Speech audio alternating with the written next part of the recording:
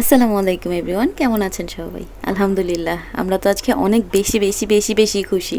কারণ আজকে আমাদের জন্য স্বাধীনতা বলেন, বিজয় বলেন, সুখ বলেন, আনন্দ বলেন, খুশি বলেন, এমন একটা দিন। আজকের দিন আমাদের বাংলাদেশের মানুষদের জন্য দ্বিতীয়বারের মতো স্বাধীনতার দিন। আমরা স্বাধীন। টিভিতে যখন হেডলাইনে দেখলাম যে আমাদের মাননীয় প্রধানমন্ত্রী পদত্যাগ করেছে, তখনই আমাদের খুশি আর কে দেখে। তৎক্ষণাৎ খাওয়া দাওয়া হয়নি, গোসল হয়নি, তৎক্ষণাৎ গোসল করে খাওয়া দাওয়া করিনি, বের হয়ে গেছিলাম বাসা থেকে। বাবুকে দেখতেছেন, বাবুকে আগে ওর নানা বাসায় রেখে তারপর আমরা যাব সবার খুশি আনন্দ উল্লাস দেখতে। দেখেন রাস্তা দিয়ে যাচ্ছি, মানুষের অভাব নাই, এত মানুষ ছিল আর প্রত্যেকের মুখে হাসি। বাসায় গেলাম, বাসায় যাওয়ার পর আব্বু বলতেছে কিছুক্ষণ পর বের হও, এখন বের হও না, কারণ এখনও অনেক ঝামেলা চলতেছে আশেপাশে, এখন যাও না, আধা ঘন্টা পরে যাও। তারপর আমরা কিছুক্ষণ বসলাম, সেনাপ্রধানের প্রধান ভাষণটা শুনলাম, তারপর আস্তে আস্তে করে বের হয়ে গেছিলাম। তারপর কোথায় যাব, কোন দিকে যাব কিছু বুঝতে না পেরেই শনি এক রাত চলে গেলাম। ওইখানে ব্রিজের সামনে গিয়ে দেখি আলহামদুলিল্লাহ এত মানুষ, আর মানুষের যে কি পরিমাণ খুশি, আলহামদুলিল্লাহ। মানে মানুষগুলা দেখতেছিলাম আর আমার হাজব্যান্ডকে বলতেছিলাম, আচ্ছা ৭১-এর যুদ্ধের সময় কি এমনই আনন্দ করছিল মানুষ, মানে বিজয়ের, নাকি এর থেকেও বেশি ছিল? দীর্ঘ কয়েকটা দিনের এত মারামারি, রক্ত আর এত আতঙ্কের মধ্যে ছিলাম, মানে আজকের দিনটাতে এত ভাল লাগতেছিল, এত মানুষের খুশি দেখে আলহামদুলিল্লাহ। বারবার বলতেছিলাম, বিশ্বাস করেন রাস্তায় বের হওয়ার পরও আমরা যাইতেছিলাম আর দেখতেছিলাম ২-৩টা লাশ, দেখে এত খারাপ লাগতেছিল বলে বোঝানোর মতো না। তারা আমাদের স্বাধীনতার জন্য জীবন দিয়ে গেল, কিন্তু তারা এই স্বাধীনতাটা দেখতে পারলো না। আমাদের স্বাধীনতার জন্য যারা জীবন দিয়ে গেছে, আল্লাহ যেন তাদেরকে প্রত্যেককে শহীদি মর্যাদা দান করে, আমিন। তারপর আর কি, বন্ধের দিন ছিল, কোনো দোকানপাট খোলা ছিল না, অনেক দূর হেঁটে তারপর গিয়ে ফুচকাওয়ালাকে পেয়ে ফুচকা খেয়ে নিয়েছিলাম, কারণ খালি পেটে তো বের হয়ে গেছিলাম খুশির ঠেলায়, কিন্তু পেট তো ক্ষুধার চোটে চো চো করতেছিল, কি আর করার। তারপর চলে গেলাম টেস্টি ট্রিটে, এইটাই একমাত্র খোলা ছিল শনি একরার মধ্যে, আর কোনো দোকানই খোলা ছিল না। তারপর আমরা burger, chicken bun, roll, pizza খেয়ে নিলাম। খাওয়ার পর তারপর আবার দুইজন মিলে একটা করে আইসক্রিম খেলাম সাথে।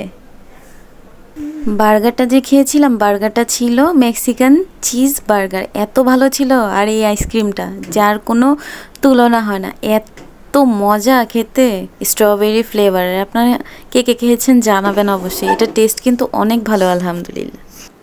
তারপর রাস্তা দিয়ে হাঁটতেছিলাম আর আইসক্রিম খাচ্ছিলাম, তখন মনে হইলো বাসায় তো তরকারি নাই, তো দেখা যায় কিছু সবজি কিনে নেই।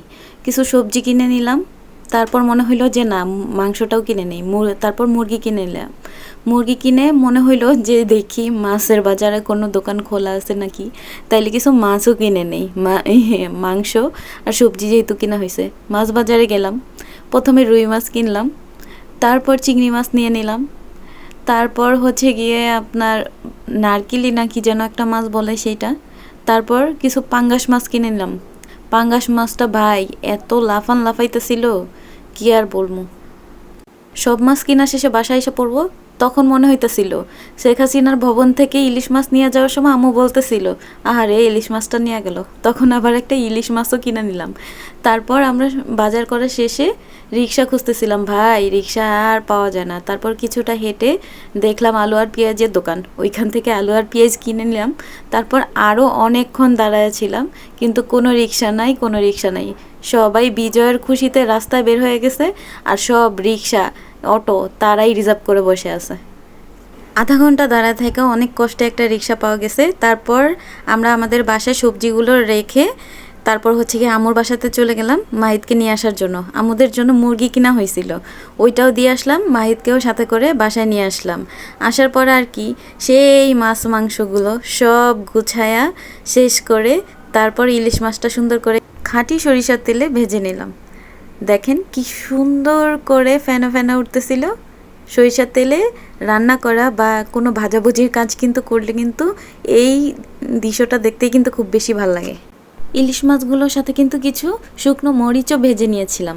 তারপর আর কি গরম গরম ভাত, সাথে ইলিশ মাছ ভাজা, আলহামদুলিল্লাহ খুব ভালো ছিল খেতে। আমরা সবাই খুব মজা করে খেয়েছি। দিনটা আলহামদুলিল্লাহ একটু ঝঞ্ঝাটের মধ্যে দিয়ে গেলেও খুব ভালো লেগেছে, খুব ভালো কেটেছে আলহামদুলিল্লাহ। আল্লাহর প্রতি অনেক অনেক শুকরিয়া। অনেক কথা বলে ফেলছি, কথা একটু এদিক সেদিক হতে পারে, কেউ কিছু মনে করবেন না প্লিজ। সবাই সাথে থাকবেন, ভালো থাকবেন, আপনাদের পরিবারের সবাইকে নিয়ে খুব বেশি ভালো থাকবেন, আমাদের জন্য দোয়া করবেন। আর আপনাদের কাছে কেমন লাগলো ভিডিওটা সেটা কিন্তু অবশ্যই কমেন্টসে জানাবেন। আজকে এই পর্যন্তই, আল্লাহ হাফেজ।